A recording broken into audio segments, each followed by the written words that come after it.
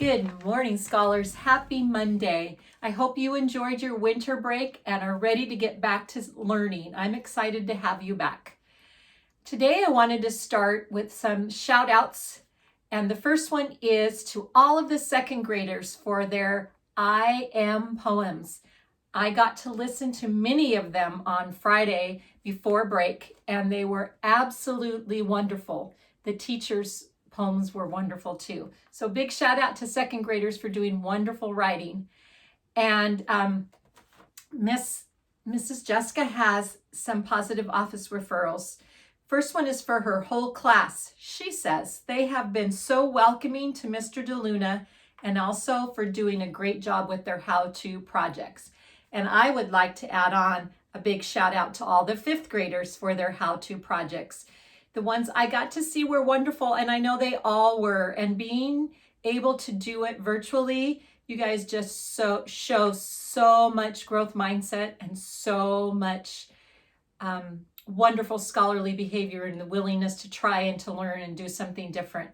Very proud of you all. Miss Jessica has some more office referrals. To Sydney Dakota for being encouraging to everyone during their how-to speeches. And to Alexa Wilkinson for completing the 40 book challenge.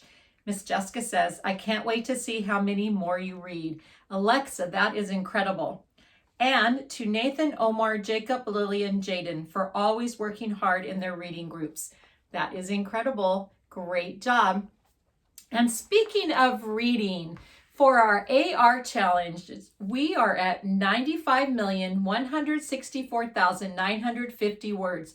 We've gone up probably about 3 million since we started talking about the challenge, but we got to make it to 100 million. So keep reading. Everybody's word count matters. So read, and take your AR test so we can get there soon, because I can't wait to jump into the cold ocean and do my part once you show that you can reach your challenge.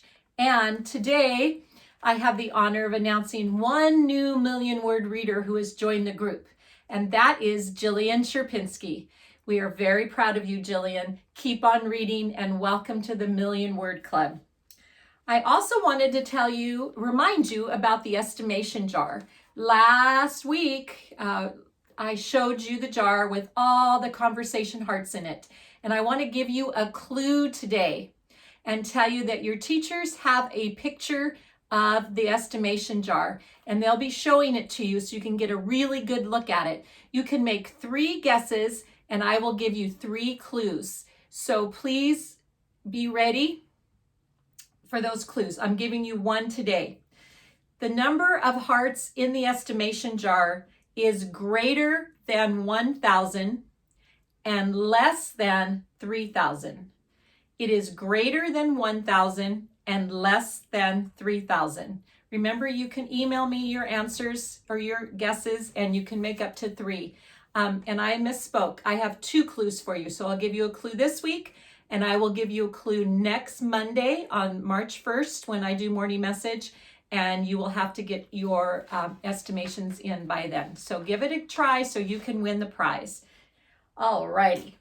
Now, since we were on vacation, partly because of President's Day, we celebrated both Abraham Lincoln's birthday and George Washington's birthday, I would like to share some poems with you. And I'm going to start with George Washington.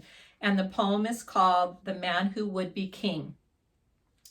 We almost had a monarchy. We almost had a king with princes and with princesses and moats and all those things. We could have had a castle just behind the White House gates. We could have had a monarchy to rule our 50 states. But luckily, George Washington was such a modest guy that he refused to be a king. He wouldn't even try. Instead, he was a president, his power by election. He truly was the people's choice, the number 1 selection.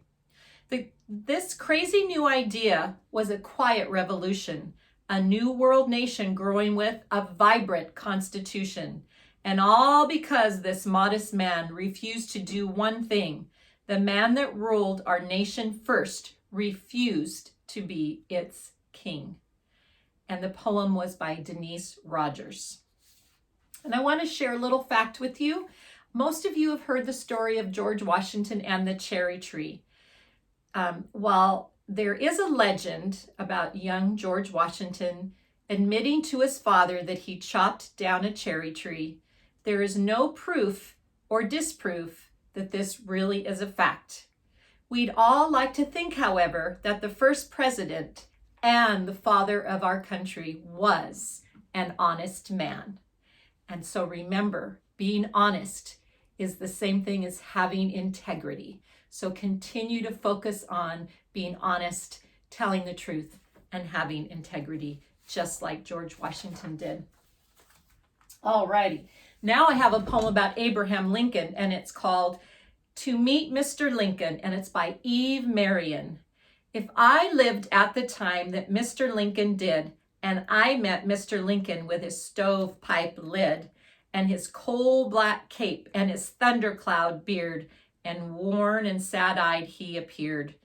Don't worry, Mr. Lincoln, I'd reach up and pat his hand. We've got a fine president for this land, and the Union will be saved, and the slaves will go free, and you will live forever in our nation's memory.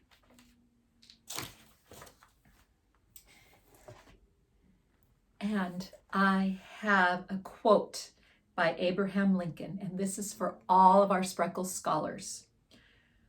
Whatever you are, be a good one. Remember that. Alrighty, let's do the flag salute. Please stand.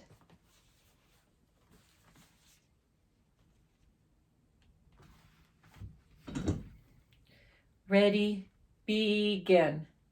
I pledge allegiance to the flag of the United States of America and to the republic for which it stands, one nation, under God, indivisible, with liberty and justice for all.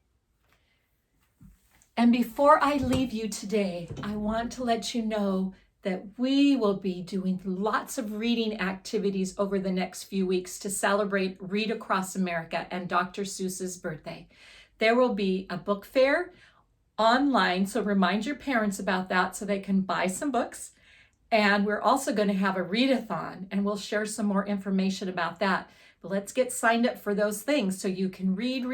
And if you do the readathon, you not only make money for the school, but you also can take AR tests and raise up those words to 1 million words. So it works out for everyone. So remember that reading will be very much important over the next few weeks.